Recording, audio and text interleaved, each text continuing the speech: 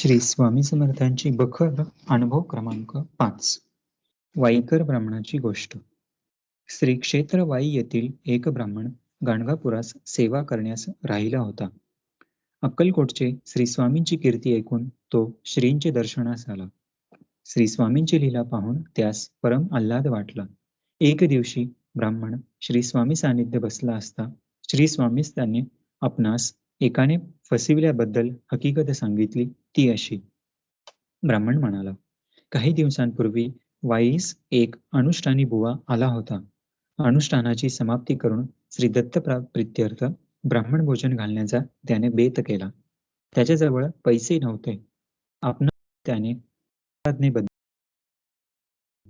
आपली हुंडी 1-2 दिवसात येणार आहे, आल्यावर रुपयांची फेड करीन, असे तो म्हणाला. दुसरी दिवशी समाराधना वगैरे यथासांग झाल्यावर रात्री ब्राह्मणाने पोभारा केला. माझे गरिबाचे रुपये बुडविले. ब्राह्मण आणखी पुढे म्हणाला, महाराज, मी आपल्या नावावर रुपये दिले आहेत, त्याची अशी व्यवस्था व्हावी काय? महाराजांनी उत्तर दिले नाही, पण दर्शनाकरिता पुष्कळ लोकांची तेथे गर्दी जमली होती. त्यापैकी एक गृहस्थाकडे बोट दाखविले. महाराज काय दाखवतात ते पाहण्यास ब्राह्मण मागे वळून पाहू लागला. तो काय विलक्षण चमत्कार झाला पहा. ज्या त्याला फसविले तोच उभा होता. ब्राह्मणास फसविणारा ब्राह्मण ओळखून वाईकराने त्याचा पदर धरला. दोघांची बाचाबाच होऊ लागली. शेवटी ब्राह्मणाने आपली लबाडी कबूल केली.